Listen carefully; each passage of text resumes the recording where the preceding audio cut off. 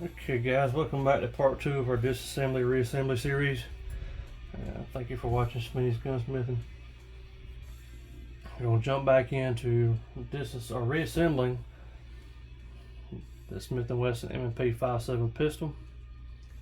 But before we jump back into reassembling, I want to touch on a couple of points. I mentioned in the first video, part 1, which was the disassembly, the finish on the thread protector on the barrel shroud. The internal components as well, a lot of them, the finish is just crappy on, and I was very disappointed when I first opened up this gun first time. I said I got this gun brand new, and I'll give you an example. This gun was dripping in oil and a lot of packing grease and stuff in it. This is your firing pin block right here, and the index is right here, just like that. Slide cover plates on top of it. So the first time I took this gun apart from the factory, this slide's dripping in oil. Lifted the slide cover plate off. There's rust sitting on right here on top of the firing pin block. Very disappointing. As I took this gun apart, I wiped all the parts down with a dry rag, sprayed them down with isopropyl alcohol, wiped them back down, set them here on my desk to get good and dry before I coated them in a gun lubricant. 30 minutes to an hour later, I came back and I had a light coating of rust on the sear housing, the trigger bar, the hammer, and some other part. I can't remember which one it was now, but anyway, a locking block had some light coating of rust on it. So I had to clean it back off again, spray it down with a good lube. The finish is wearing off fairly easily, and I had finish coming off my fingers very first time. I think it's some kind of a cold black oxide, what it appears to be to me anyway, but I've seen some cold black oxide finishes that were way better and did a much better job than the finish that Smith and Wesson using this gun. So that's my disappointment with the actual finish. That being said, gonna jump back into the reassembly. Okay. First step you want to do is take your sear spring. I grabbed the wrong one. Right here. Take a pick or something, whatever you want to use, it doesn't matter. Drop it down that little notch right here. Like I said, there's a circular cutout where it sits into. I just want to get it in there and then push it down. Okay. I notice on your sear right here, you got your sear arm and you got a little notch right here on this bottom leg, got a sear. That spring index is right in that notch. So you want to drop this down in there.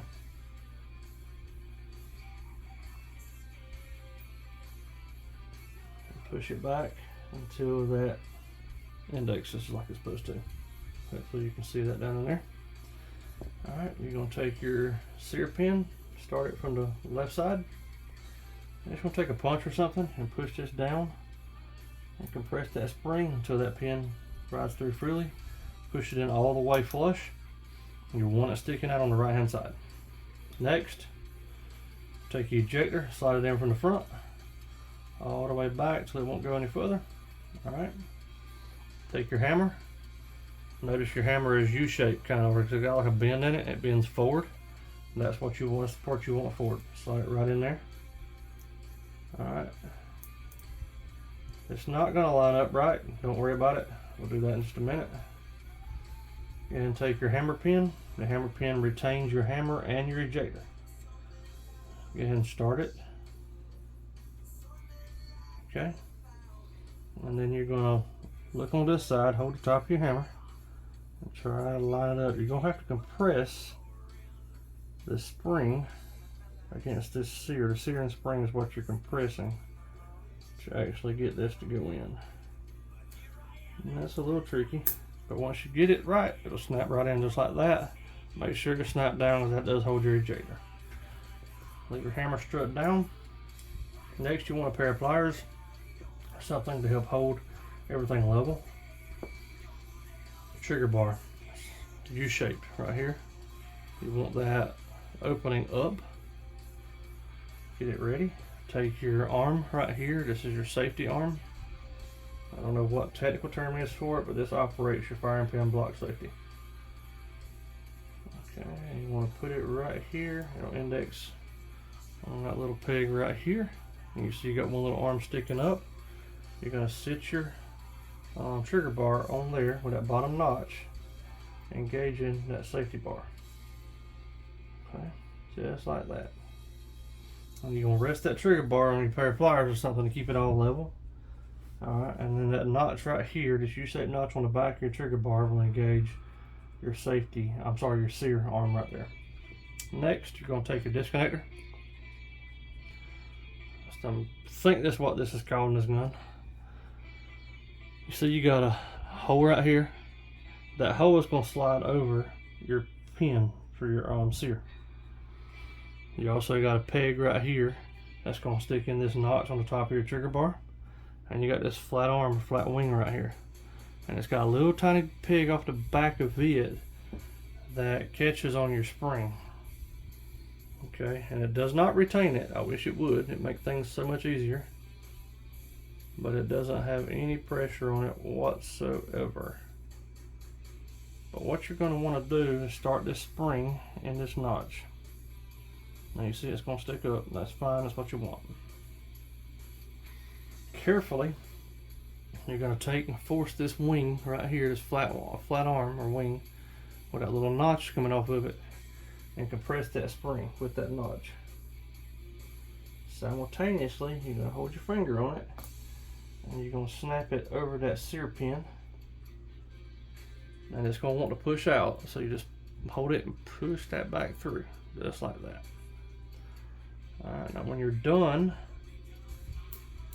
everything should be snapped together. You might have to wiggle the trigger bar a little bit to get that top notch to snap in place. But once you're done, now you can see the spring is down here in this channel.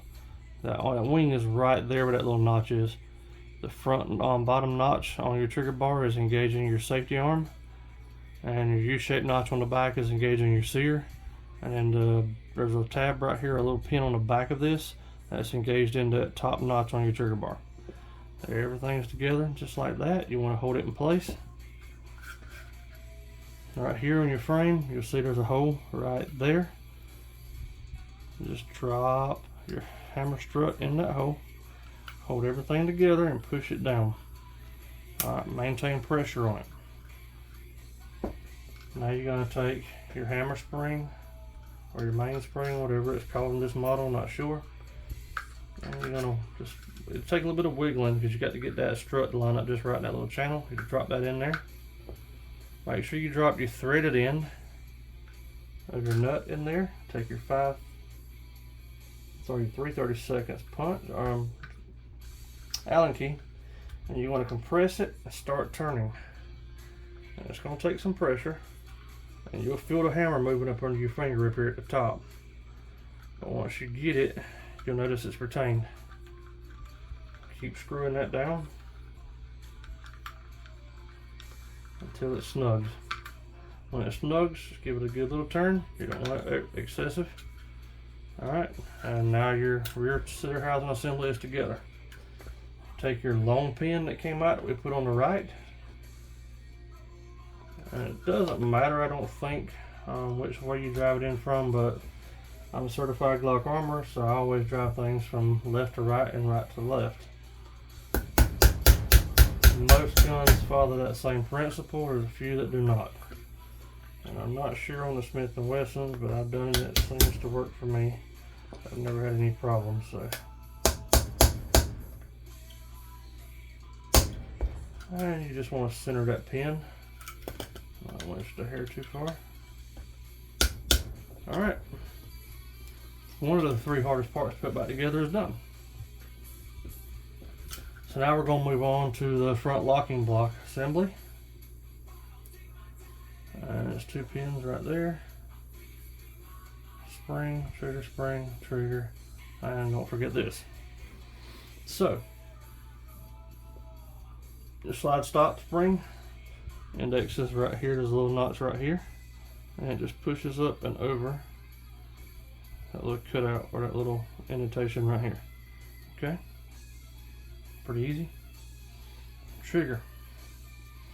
The spring, you notice it's got a flat side to it, or a flat coil. Sticks straight in like that, and you turn it up to where your leg of your spring is pointed up at like the 10 or 11 o'clock position. And then you're going to put your other side of your takedown pin, and it's going to index right in there.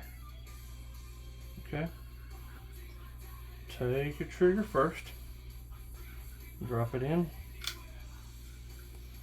and you're going to grab it from the bottom and maneuver this trigger bar until you get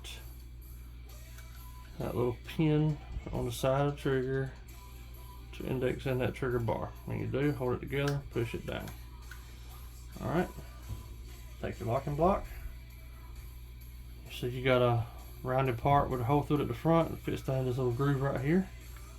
You're going to start it, push it down.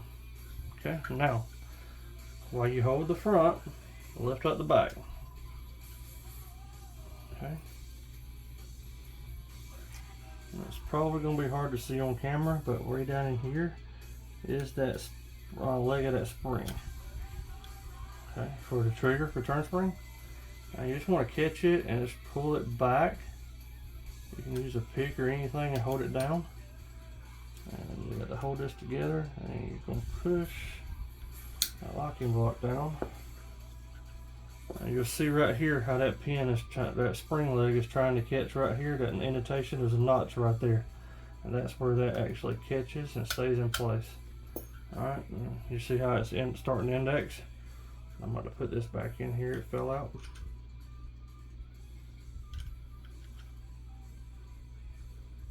Okay. This is really a pain in the butt sometimes.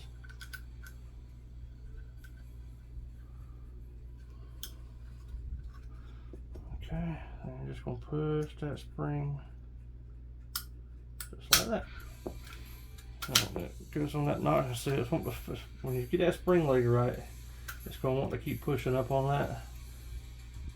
So you don't need to maintain pressure, or else you'll keep having this fall out. Alright, so once you got pressure on that and got everything in place, take your long pin first.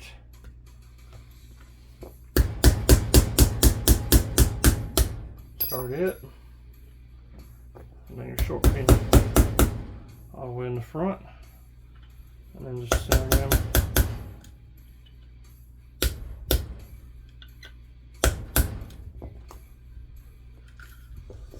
in the frame as best you can. I've got them pretty close. Okay, now I'm gonna hold my finger here so I don't release the hammer on the ejector, and the hammer ejects, cocks, everything's working fine. Okay, and I got good return on my trigger. What you want. So now the frame is reassembled. Next, we're going to start back on the slide. Now we're going to start with the most difficult part first. I said there's 3 parts of this gun that's a bear to put back together. Number 1 is your sear housing, your extractor, and then your safety. So what I'm going to do is take a 1/16 punch, and I'm going to come in. I'll put my extractor in. This is your extractor claw right here, and it slides in just like this from the front. The index is in place. And I'm going to take a pin punch 1/16 from the top, and I'm going to press in on that and run that punch all the way through so it sticks out the bottom. Notice it's sitting at an angle to the slide. It's not a complete straight up and down hole. It's slanted. Once I get it, I'm going to slide it back down just a little bit. And while I kind of hold that in place with my fingers, I'm going to start a punch from the bottom. Alright, I'm going to get that punch from the bottom started.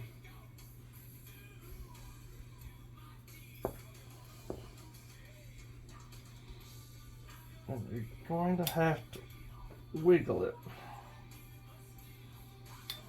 I didn't quite get it right. It's going to take you a few times probably to get it right. Okay. because what you're trying to do is get this punch in here to angle and compress that notch. There's a wing coming off of it, which has got a notch in it, on your extractor, and put tension on the extractor with your pin punch. If you don't get that done, it will not absolutely allow you to drive your actual retaining pin through. Alright, when you get it just right to where your pin punch comes back out the top, drop it down just slightly below where you're going to put your pin in. And I find it helps to have some masking tape, some rolls, so you can get some height, because you want that punch field to drop out freely. On your pin to hold your extractor, you got a small end and a large end, and you want to keep it just like that. Put your small end in first, and you're going to lightly tap with your hammer and get it started. And you want light taps. Okay, and you see how that dropped right in? Just easy taps. That's what you want. You don't have to use a lot of force. If you're having to force this pin, you're probably damaging something. You need to let your pin punch do all the work. Okay. And I'll use a slightly oversized punch. Let me get one a little bit smaller. There we go. Got a firm wrap. Alright. And now your extractor is in. And you've got tension on your extractor. That's what you want. Alright, so that went fairly easily. Now the next hardest part. Got to get this firing pin safety back in place. Like I said, this is rather difficult.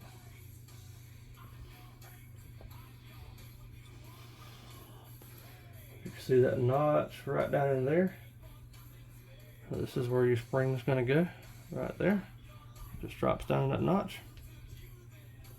Again, this can only go one way. And it goes in this notch right here. That pointed end is going to be toward the front. Okay. And when you've got that, you got a big notch here on the bottom. Let's see if I can get that in camera view a little better. See that big notch in the bottom and that smaller notch at the top? Your arm of your other piece is going to drop in that top notch just like that. Okay? So what you're going to do is just drop those in as one piece together.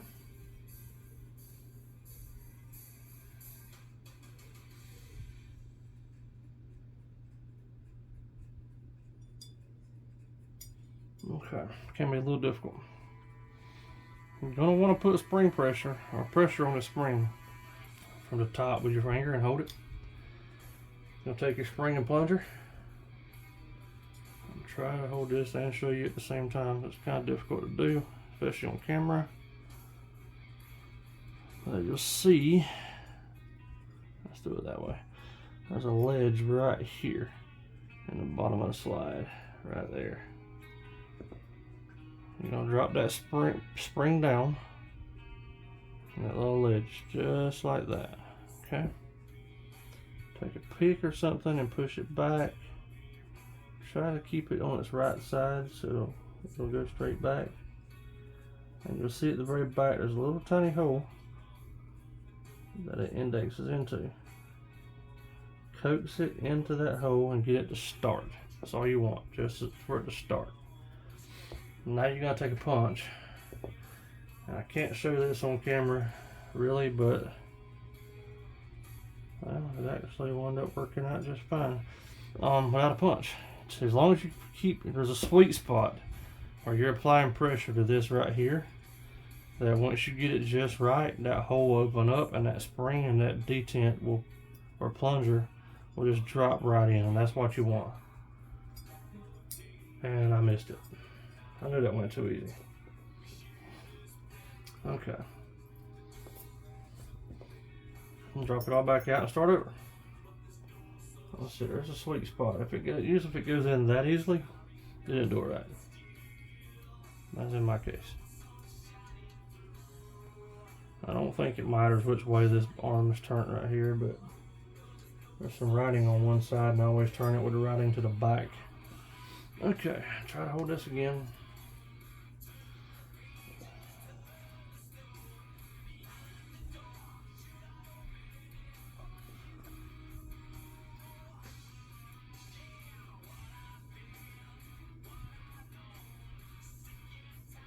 There's no way to get a slave pin or a punch or anything through this to get it started right, but okay, so now that I've got it where it's just started in that hole, I'm actually going to rotate it straight on its side, and I'm going to take a punch and just compress that all the way until it back up.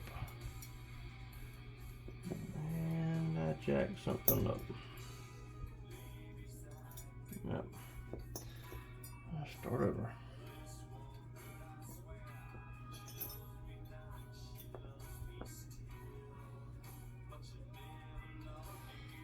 You can see right there, when you're looking at it from the top, you can see that slot that spring goes through. And this is just trial and error. Just keep going at it until you get this to line up just perfectly to where that spring will actually drop. And you're going to miss it a few times.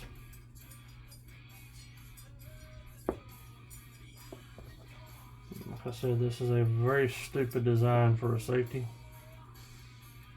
And it's stupid, it's all made out of plastic in so many pieces. It's probably going to wind up being a failure point at some point. At least in my mind it will. So I'm going to hold this down with some spring pressure from the top. And I'm going to reach in here by feel. I missed it.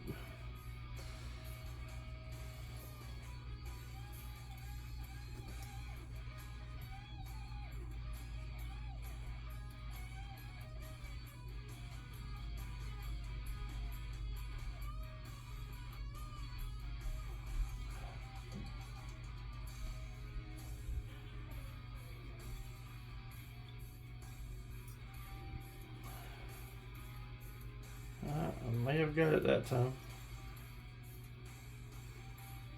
No, I didn't. Or did I? Maybe I did. Nope, I still missed it. And you can see it right there. There's a spring and detent right there. It's just a royal pain to get it just right.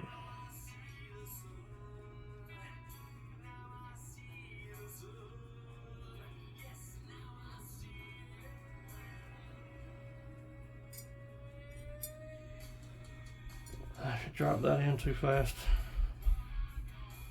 I don't want to go.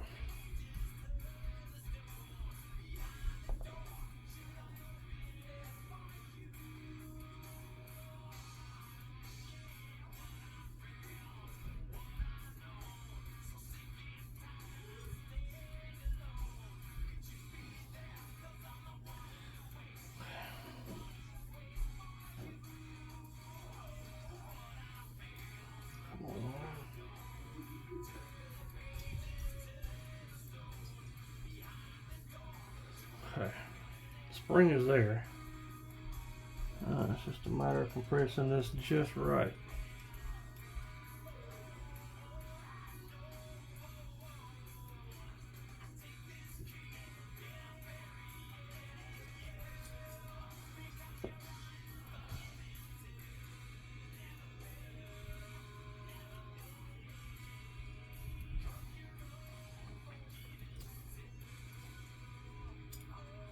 Still didn't get it.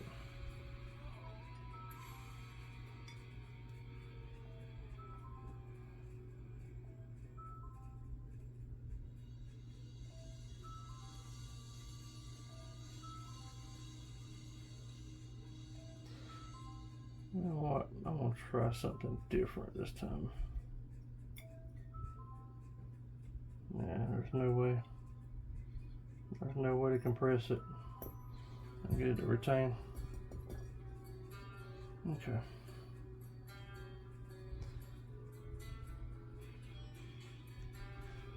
So this is just a trial and error. This is probably the most aggravating part of reassembling this entire gun, in my honest opinion. I'm gonna try holding it that way this time.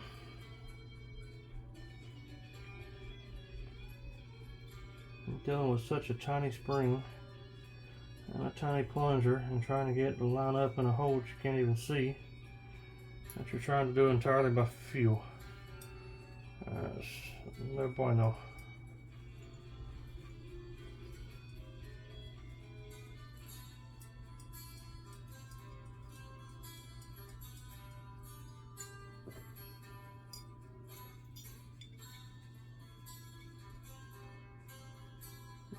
Have to keep moving that plunger up and down until you find the spot to where that will actually drop. I'm going to try to get right and show you this on camera a little bit better. It'll drop in when you get it just right. There is a sweet spot.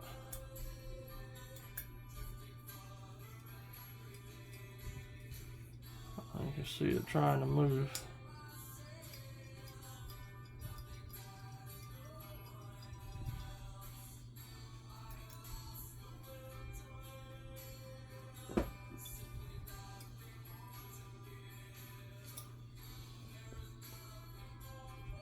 I think I got it started right. Nope. I'll shut out on me.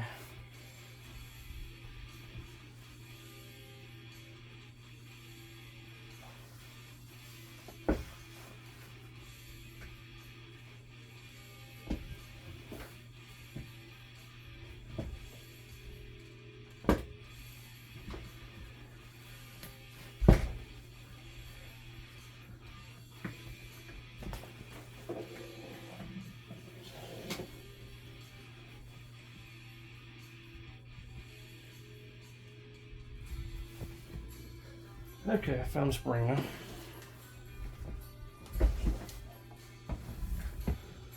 Sorry about that part. I bumped my camera here. There we go. Alright, let's try this again. I think I'll try something new this go around. I actually have never had it be this difficult. This is my third time doing this gun, and both the first times I actually went smoother than this. This is my second take at recording this video because I messed up on the first one. I weren't satisfied with the quality of it, and it went together a whole lot easier the first video too. In fact, it almost went in too easy. See, that's so deep in there.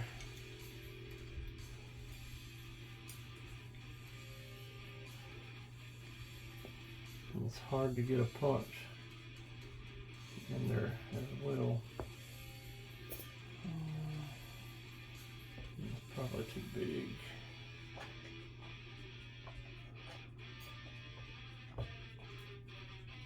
I don't have a longer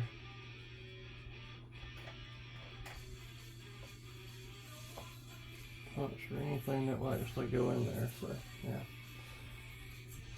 I'll have to wing it with what I got. I'll try to hold. There we go again. Like I said, because this doesn't stay together and it wants to pop out its own, pop apart. When it's in its place in the slide, if you push too far one way or the other, it'll separate. And that's really what makes this thing difficult. Alright, I'm going to try this. Drop that back in place.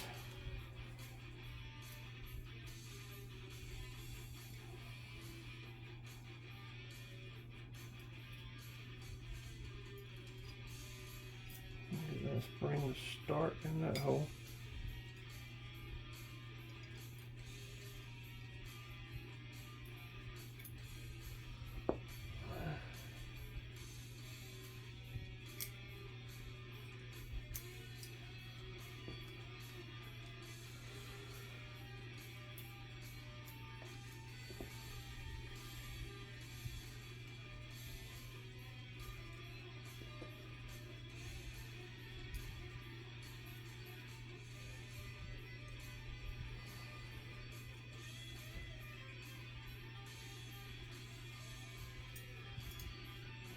just not wanting to go for whatever reason.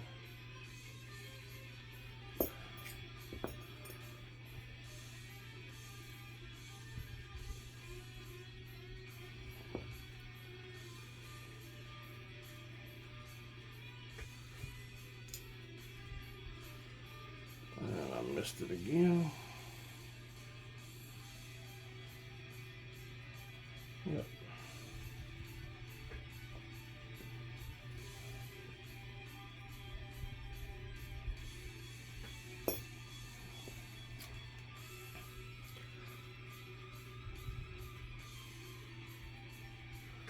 So this is the part of this gun that will drive you crazy. It will make you want to come back and stop and go smoke a cigarette, drink some whiskey, cuss like a sailor, or whatever the case may be.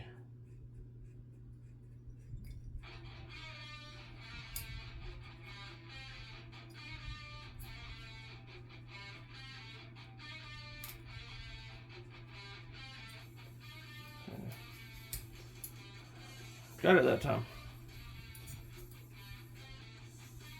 There's just a sweet spot you got to press just right. And once you find it, you'll feel it, you'll know it, but next thing you want to do is take a firing pin, spring firing pin, drop it in there. And you're going to actually have to press on your firing pin safety to get it to start. And once you get it so far, you're going to have to press it again and again right there. Okay. Now you're going to start your firing pin block from the top. This retains your safety spring and plunger and retains your firing pin. Again, it can only go one way. Going to put pressure on it from the top. Compress that little tiny spring and plunger again. It will snap so far, and you're going to push your firing pin in and it will snap the rest of the way.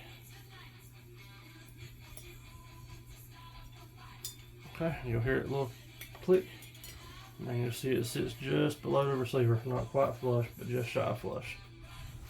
Alright, now you can put your slide cover plate back on with the two screws. And while I'm doing this, I'm talking about lubrication. You notice I'm not putting anything on this gun, even after handling it. That's because I've already sprayed the entire gun down with Hornady one-shot gun cleaner and lube. It's one of my favorite products for gun cleaning, gun care. Hornady One Shot is a dry lube. It goes on wet, same type of spray can. It goes on wet and it dries. And it doesn't leave an oily residue that attracts dust, dirt, lint, powder residue and stuff. Plus it is an excellent rust preventer. Much better than most of your normal gun oils. There's a guy actually did some research one time with a bunch of metal bars that were unfinished, little metal square bars or rectangular bars. It's unfinished steel, and he took those and coated them with different gun care products and set them out in the weather, and noted how long it took for them to start rusting and which ones were the last ones to rust. And Hornady One Shot was one of the top 3 or top 5 products as far as its terms of how long it lasted before the metal started rusting underneath it. Very good survey or experiment he did. He tested like 40-some different gun products, I believe it was, and Hornady was near the top of the list. Frog lube was one of them, but frog lube is known to gum up in certain conditions. I live in the southeast, have a lot of humidity here, and I have found that Hornady One Shot works great. Next, you're going to take your slide cover plate, drop it back in, and it just snaps in place. Like I said, nothing retains it, it just snaps in place. Alright, now the hard part's over with. Next, you're going to take your barrel shroud, slide your barrel in there. This little indentation right here will slide into that slot.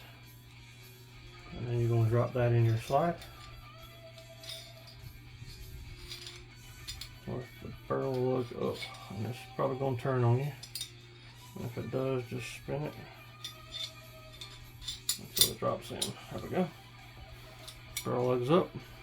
Take your recoil spring and guide rod assembly, put it in there, snap it in place. Center this. This can slide off center very easily. Put your slide back on.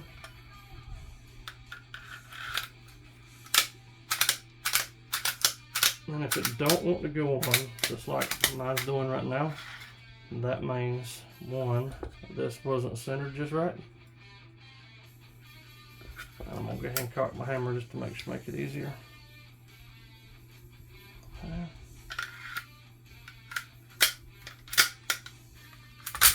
There we go. You see that went on.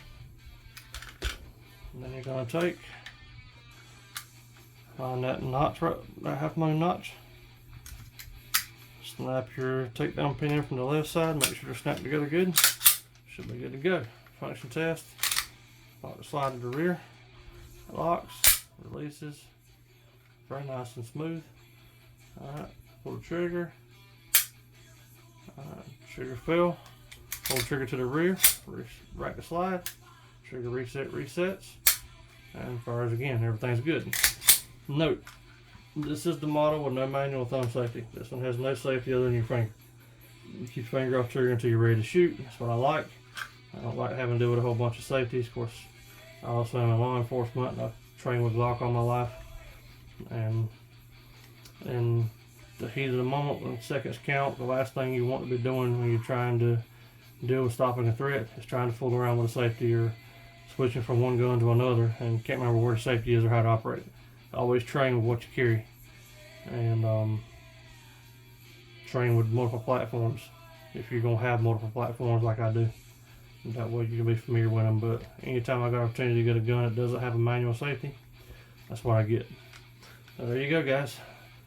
There's the how-to on how to fully disassemble the M&P 5.7 by Smith and Wesson and how to reassemble it. Thank you for watching. Hope this helps someone.